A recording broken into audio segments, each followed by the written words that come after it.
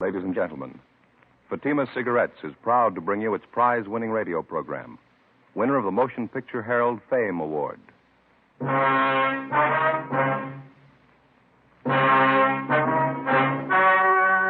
story you are about to hear is true. Only the names have been changed to protect the innocent. Fatima Cigarettes, best of all long cigarettes, brings you Dragnet.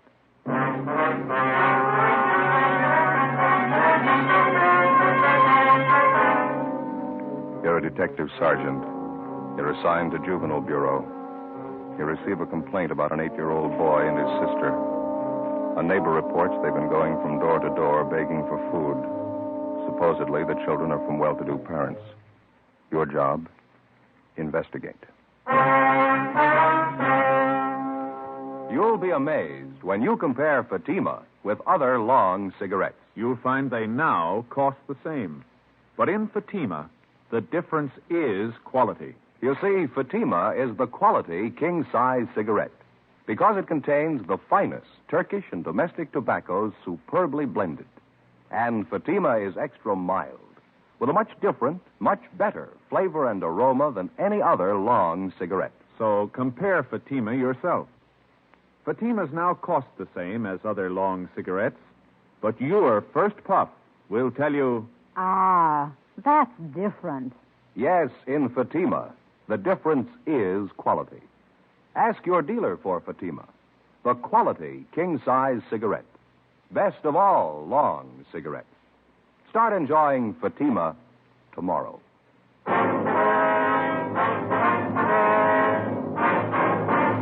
Dragnet, the documented drama of an actual crime.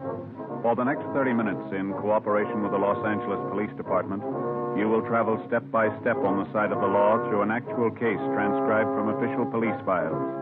From beginning to end, from crime to punishment, Dragnet is the story of your police force in action.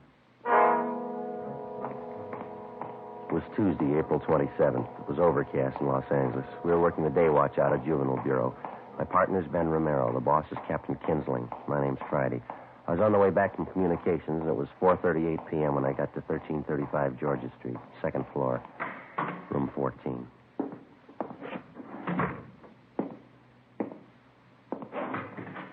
Hi, Joe. Been waiting long? I was just checking the record. No, I just got here. What's this thing all about? Well, just what I told you on the phone. 7-year-old boy and his sister covering the neighborhood begging food. You ready to go? Yeah, let me put this away first. All right. Kid's supposed to be from a wealthy family, huh? Well, wealthy enough to live in the best part of Bel Air, yeah. Doesn't make much sense. Must be some kind of a gag, huh? No, not according to the neighbor who called in. Yeah? She says the kids are half starved. Ben and I got in the car and drove out Sunset Boulevard to the Bel Air district. We pulled up in front of a large 2-story home near the corner of Brookline Avenue and Knightsbridge Drive. It was a white frame colonial mansion set back in the middle of well-landscaped lawns and gardens. The other homes in the neighborhood were just as large, $50,000 and up. It was the last place in the city that you'd expect to find neighborhood children begging food. 5:20 p.m. We went around to the rear entrance of the colonial mansion as we'd been instructed on the phone. We located the woman who'd called in the complaint, a Miss Jeanette Bejan. She was employed as laundress and cook by the owners of the house. She was busy fixing dinner.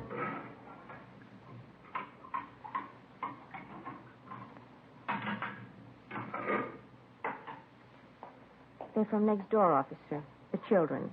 As I explained on the phone, a boy about 7 years, a girl 5 years old, I guess. Which side do they live on, Miss Bejan? The house on the corner? No, the other side. Up here. The brown and white house.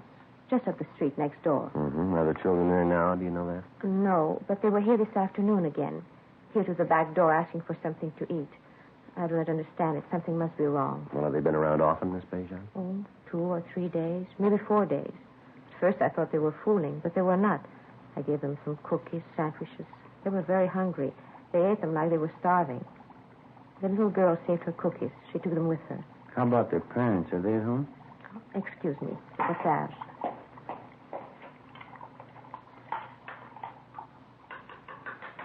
There. That's better. No, I haven't seen the mother the last few days. I understand they are divorced. The mother, she lives there with the children. The father, I don't know. Well, what's their name, do you know? Kessler. Madame, the woman I work for. She says there are 3 children in the Kessler family. But I don't know. I have only seen the 2, the boy and the girl. I would go over and see what is wrong, but I do not know the Kessler. It is not my place. That's why I called you, officer. All right, Miss Bejan. Well, thank you very much. Oh, not at all, officer. You understand, I do not mind giving the children food. Well, I think only something is wrong if they do not get it at home. Well, thank you very much for notifying us. We're going to check into it. I'm just a little curious, Miss Bejan. What's that you're making? This? Napoleon. How's that? Napoleon. You know, Napoleon pastry. Oh, yeah. Sure smells good. Well, thanks again. Oh, certainly, officer. If there is anything I can do, you will let me know? Yes, ma'am, we will. Goodbye. Goodbye. Thank you very much.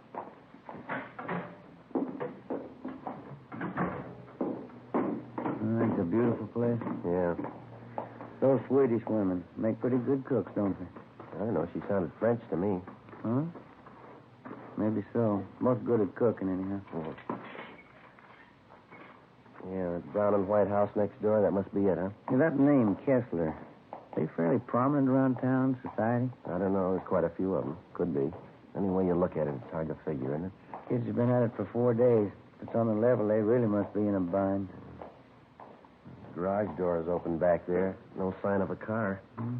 Kids' bicycles, all. Let's try the front door, huh? Mm-hmm.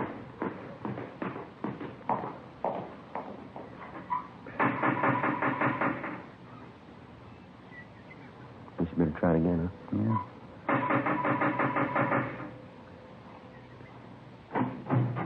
Yes, sir?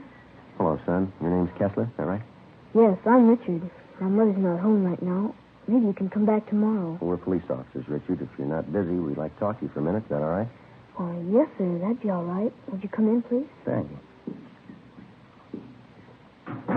Richard Kessler was a blonde-haired, wiry boy, polite, well-mannered. He told us that he was 8 years old and that he attended the neighborhood grammar school. He showed us back to the kitchen where he was warming a can of soup that he'd borrowed from a neighbor. It was a large house, richly furnished, but it hadn't been cleaned for weeks.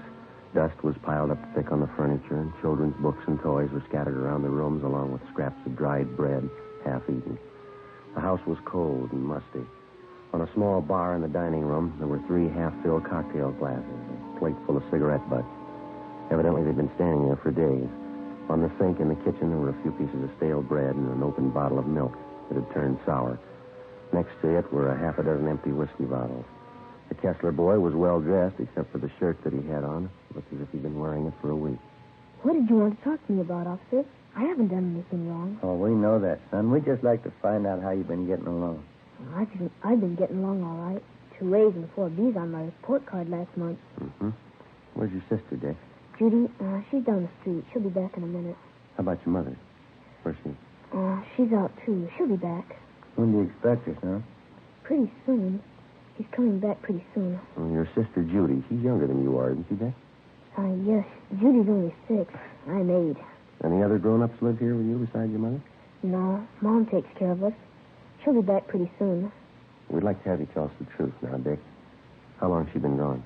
I don't know. It's probably important. Taking her a long time. If you can come back tomorrow, she'll probably be here then. When was the last time you saw her, son? Son, how about that? A couple of days ago. And this is Tuesday. You mean she left the house Sunday? No, before that. Last Friday night she went out. Said she'd be back. I don't know. Did your mother say where she was going, Dick? No, her boyfriend was here. Larry. I don't know his last name. Mom went out with him to a party, I think. I don't know where. She'll be back all right. Did you leave anyone to take care of? No, we can take care of ourselves. Nobody's fixed the cooking, though. I don't know how yet. I'd better look at the soup on the stove. No, I'll take care of it, son. You go ahead. Sit down. Has your mother ever left you like this before, son? Maybe once or twice. She never stayed away this long, though. I don't know. What's the matter, Dick? Well, Johnny, officer, my little brother. He hasn't eaten much for a while. Must be hungry by now. I was fixing the soup for him. Yeah, well, where's Johnny? He's upstairs in the nursery. He's been sick with a bad cold. Mom knew Johnny was sick. That's why I wondered. She hasn't come back yet. I don't think Johnny's feeling good. Do you want to take steps to him, son? Yeah, all right, if you want. Ben, you want to come on? Yeah. How long has Johnny had this cold, Dick? Well, a couple of days before Friday, before Mom left. Mm-hmm. How old is he? Johnny's just a little kid. He won't be 2 years old until July. I've been wondering about him. Coughed a lot at first. Been giving him milk and cookies. That's what Judy and I had. I don't know. Has the doctor been to see Johnny? Oh, no, I thought of calling him. I didn't know the doctor's name. I was waiting until Mom got home. This is Johnny's room here. Mm-hmm. In the crib, officer. That's my brother Johnny. Pretty cold in here. Yeah, let's have a look. Hey, young fella. Hi, Johnny. You hungry now? Joe, look at his eyes. Yeah, I want to get to a phone, doctor, and ambulance. Tell him to hurry. Right? Oh, what's the matter, officer? What about Johnny's eyes? You'll be all right, Dick. Oh, he's been acting awful quiet, though. Hardly moved around at all. Most of the time he's jumping up and down in his crib like anything. Has anyone at all been in here to see him since Friday? Yes, sir. My sister Judy and I. We change his diapers and give him something to eat. I see. Gee, I sure wish Mom would get home. I'd like to talk to her. Yeah, so would I. 5:48 p.m. We put in a call to the office for a policewoman, then we got in touch with Lieutenant Lee Jones at the crime lab, and he sent out a man to photograph the condition of the Kessler home and the children. The doctor and the ambulance arrived, and little Johnny Kessler was taken to the general hospital in critical condition. The 22-month-old boy was in a coma. Richard Kessler and his sister Judy were taken to Georgia Street Juvenile Bureau and then transferred to Juvenile Hall and placed under protective custody, Section 700 Sub B, Welfare and Institution Code. The two of them were given a bath and something to eat. Judy Kessler was interrogated separately by a policewoman. Ben and I talked to the boy, Richard.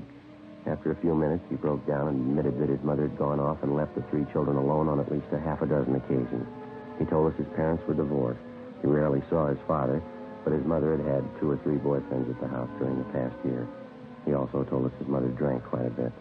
But she's never been gone this long before, Sergeant. Maybe she's out somewhere and has no way to get home. We'll find her all right, son. Don't you worry about it.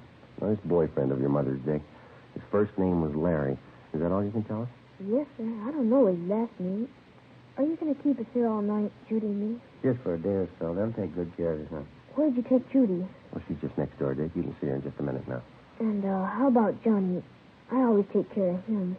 Pretty fussy around strangers. Well, they've got him over at the hospital, Dick. They're going to take good care of him now. You can count on that. I don't know, officer. I better see him. He might get awful fussy. All right. We'll fix that up for you. Do you have any relatives in Los Angeles, son? Aunts, uncles, anyone like that? No, just my father, but I don't know where he lives. We had a nurse who used to take care of us, Mrs. McIntosh. She was swell. My mom fired her, though. Oh, how'd that happen? Do you know? No, I'm not quite sure. Maybe my mom was drinking. Mrs. McIntosh got mad at her. Had a big fight, and Mom fired her. Oh, now, this Mrs. McIntosh, you know where we can find her? No, sir, I don't. How about some of the other boyfriends that your mother had, Dick? Do you remember any of their names? No, one of them was George something. I don't remember the other one. Joe, see you a minute? Yeah, Mac. You want to stay with the boy, huh, Ben? Yeah. Hospital call. It's a lousy thing. Well, what's that? The Kessler boy, little Johnny. Yeah? He just died. John Albert Kessler, white male American, age 22 months. All the pertinent facts and data would be listed on the crime report. And if and when the case was closed, the report would be filed away. Wouldn't be any different from 1,000 other dead body reports. Same size, same color. Same number up in the left-hand corner. In the course of 10 or 20 years on the job, a police officer sees a lot of them. Most of them he forgets. A few of them he never forgets. The next morning, the body was posted to the county morgue. It was found that the youngster had been suffering from malnutrition, but the cause of death was listed as a basal skull fracture. Homicide detail was notified. The search for the mother, Mrs. Jean Kessler, went on. We talked to her neighbors, all of her friends that we could locate. We checked out an address book that was found in Mrs. Kessler's effects at her home. We got out a broadcast and an APB. No luck. Thursday, April 29th. How about the youngster's brother and sister, Ben? You think it could have happened that way? How do you mean? Well, we were taking care of the little fella. They might have had an accident with him. They're afraid to own up to it. I don't think so, Joe. No, that's not very likely, Mac. We talked to him quite a bit last night. A couple of pretty honest kids. Pretty sure that they wouldn't lie about something like that. Where does that leave it, the mother? Good possibility. We know Mrs. Kessler drinks quite a bit. She could have lost patience with a little boy. More chance of an accident there. I get it. Juvenile, Friday. Yeah, Bert. Where's that? Uh-huh. Right, thanks. Yeah? Woman answering Miss Kessler's description checked into the hotel down on South Hope last night. Still registered? When she checked out early this morning, we found a woman's sport coat in the room. What about it? Blood stains on it.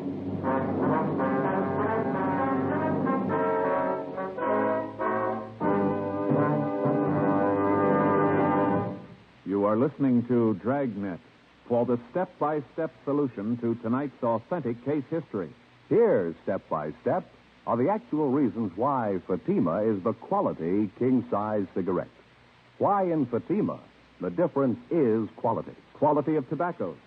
The finest domestic and Turkish varieties. Extra mild and superbly blended to give you a much different, much better flavor and aroma. Quality of manufacture. Smooth, round, perfect cigarettes. Rolled in the finest paper money can buy. Manufactured in the newest and most modern of all cigarette factories. Quality even to the appearance of the bright, clean, golden yellow package. Carefully wrapped and sealed to bring you Fatima's rich, fresh, extra mild flavor. Compare Fatima yourself. Fatimas now cost the same as other long cigarettes, but your first puff will tell you, Ah, that's different. yes, in Fatima, the difference is quality. Start enjoying Fatima quality yourself. Insist on Fatima, the quality king-size cigarette. Best of all, long cigarettes.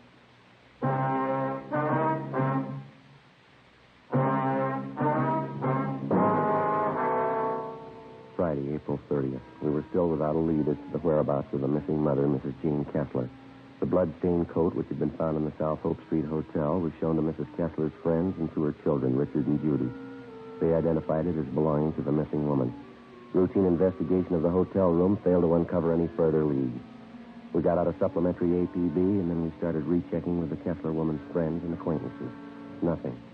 We rechecked a dozen taverns and cocktail lounges that she'd been known to frequent. No sign of her, no sign of her boyfriend. In rechecking her personal effects, we found a canceled check payable to their former nurse, Mrs. McIntyre. The endorsement carried her address. We checked it out. She'd moved. We traced her to the forwarding address. There we were told that she had a new job as a nursemaid with a wealthy family living in the Los Feliz district. We called there and talked to Mrs. McIntyre, and she told us that she was just leaving the house with the 3 children for an outing at the park and the zoo. We made arrangements to meet with her out there, 1:30 p.m. Ben and I located her at the head of the path leading through the main part of the Griffith Park Zoo. I read about it in the paper, Sergeant, about Johnny. I didn't know you wanted to talk to me. I would have called in if I did. We're still trying to locate the mother, Mrs. McIntosh. Can you help us out there at all? No, I don't know. Have you asked at those places she used to go to all the time, where she used to drink? Yes, ma'am, we have. They couldn't help her. Did you know any of Miss Kessler's boyfriends, the ones that had come to the house? Yes, I knew all of them. Donald, don't you wander off now. Same for you, Patsy. You stay close. The boy, Richard, he was telling us about one of the boyfriends, ma'am, a fellow named Larry. Oh, yes. Donald, you heard what I said. You stay close. Yes, I knew Larry. You remember what his last name was, now? Yes, Bartell. Some kind of an actor in the movies, I think. Larry Bartell. You know where he lives? No, I think he had an apartment in Hollywood. I wouldn't know the address. What kind of a man was this Bartell? I mean his temperament and things like that. Well, I think he was kind of lazy. I think Mrs. Kessler was giving him money. Mm-hmm. Did the two of them ever argue or have any fights? All the time. He had a terrible temper. Did you ever strike Miss Kessler? Yes, I saw it happen several times. Not too close to the cage, Donald. Back a little. How did this Bartell act toward the children, Mrs. McIntyre? Indifferent, I guess. They annoyed him sometimes. Well, that was after that you had the argument with Miss Kessler? Yes. It was about her drinking and the boyfriend and all the rest. I just got sick of it, and I told her what I thought. She didn't want to admit she was getting old, not caring for the children, pretending she was still in her 20s. Well, do you have any idea where we might locate the father? Well, they're divorced, you know. He's the head salesman for a lumber concern downtown. He inherited most of his money. I have the name of the company at home. You can have it if you like. Yes, ma'am. We'd appreciate that. You know, it's the children I feel sorry for. Yes, ma'am. 3 beautiful children. And that poor little Johnny, I just can't understand it. What's that? How could anyone desert a helpless baby like that? We'll ask his mother. Friday, 5 p.m. Mrs. McIntosh called us at the office and gave us the business address of the missing woman's ex-husband, Richard Lane Kessler. We called there, but they told us Kessler was away on a week's vacation. They had no idea where to contact him, but he was expected back in a few days. We called Central Casting and asked them to check their talent list for a bit player by the name of Larry Bartell. They had no such name listed. Saturday, 8 a.m. The Kessler children, Richard and Judy, remained in the custody of juvenile authorities. The search for their mother continued. All day Saturday, Ben and I ran down what few leads we had. They went nowhere. Checks to the morgue, the city hospitals, and the drunk tank at the main jail still failed to turn up the missing woman. We checked again at the different drinking places she used to patronize. No one had seen her. 5:30 p.m., we went back to the office. A lot of mileage today. Yeah, there's not much to show for it. Not going to be much fun for those Kessler kids this Sunday. Why? What do you mean? First Sunday in May. Huh? Mother's Day. Oh, yeah. Hi, Mac. Hi. Got a piece of news for you. Yep. The Kessler woman's boyfriend, Larry Bartell. What about him? He's been located. When he'd seen his name mentioned the previous night in the newspaper stories concerning the case, Larry Bartell had contacted the office to let us know that he didn't consider himself a fugitive. At least that was his story. He'd called just a few minutes before we got back to the office. He left word that he could be found at a Wilshire address all day Sunday. In the meantime, he'd be at the Spotlight Club, the club for theatrical people located in West Hollywood. 6:25 p.m. Ben and I located him at the club back in the billiards room. He was tall, dark-haired, dressed expensively. I told the cop when I called in you weren't supposed to contact me here. It was important. That little Kessler boy's dead, Bartell. We think that's pretty important. Well, I didn't know anything about that. You didn't have to interrupt me. That's an important man I was playing with. Now, what do you want to know? Where's Miss Kessler? Well, why ask me? I don't know. You're a pretty good friend of hers. You were the last person seen with her. Oh, it was a week ago. We went out to a party last Friday night. I haven't seen her since the following Monday. Last Monday. I'm through with her anyway. What do you mean? Well, I just got sick of her, that's all. Pawing all over me, asking me to marry her. I just got sick of it. It wasn't worth it. You accepted money from her? Just to tide me over. She had plenty of it. Why not? Where'd you last see her? Keep your voices down. I wouldn't like this stuff to get around the club.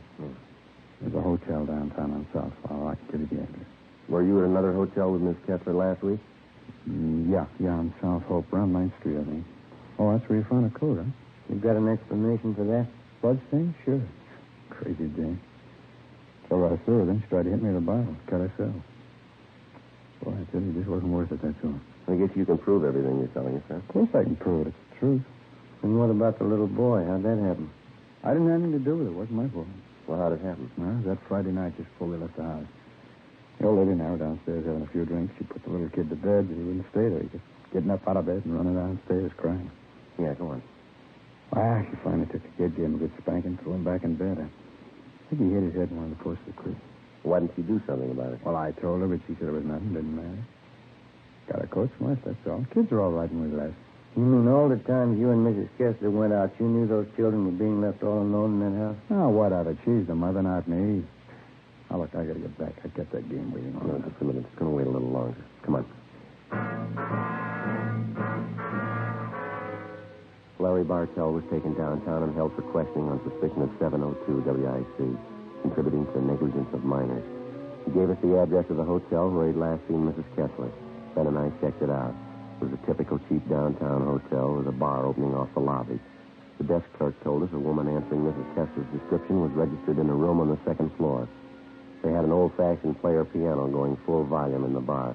The sound followed us up the stairs. Tenants here sure must like their music. Yeah. That's just there, isn't it? 216? Yeah.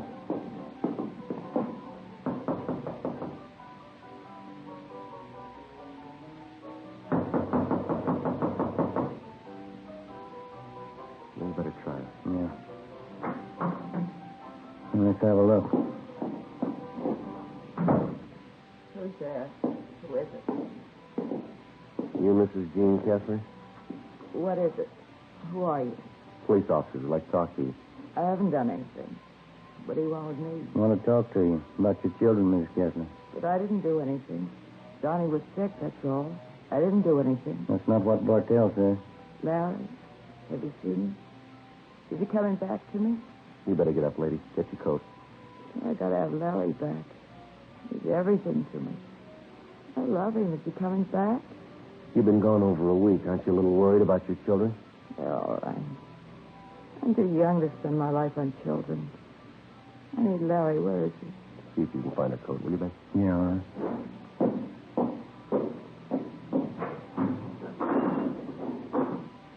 I've been drinking off this. I felt terrible. Yeah. I need Larry so bad. He's young like me. I love him. I gave him all my love. Gave him every bit of it. Yeah, you gave him too much. What? You didn't have any left for your kids. The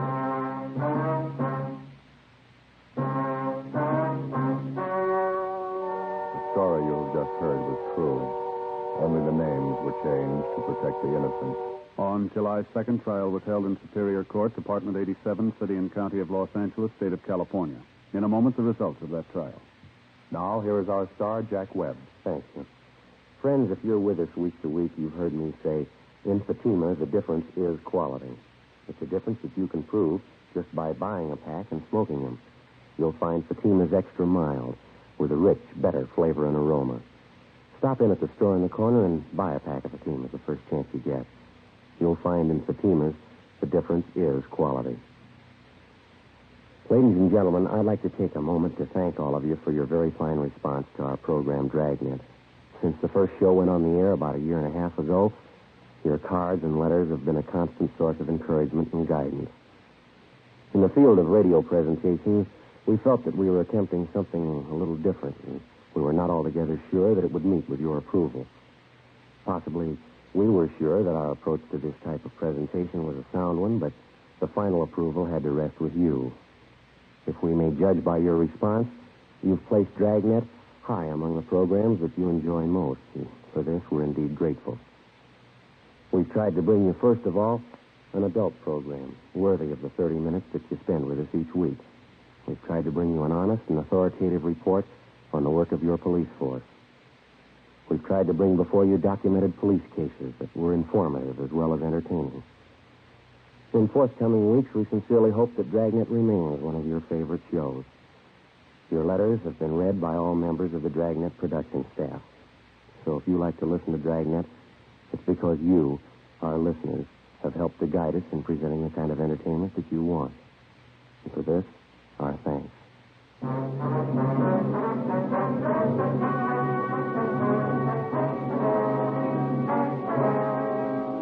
Mrs. Jean Kessler was filed on and found guilty in Superior Court, charge of manslaughter.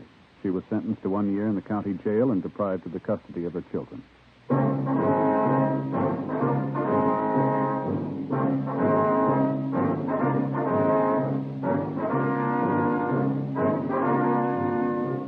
You have just heard Dragnet, a series of authentic cases from official files.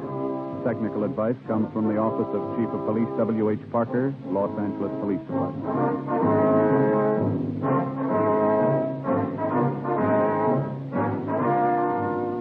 Fatima Cigarettes, best of all long cigarettes, has brought you Dragnet, portions transcribed from Los Angeles.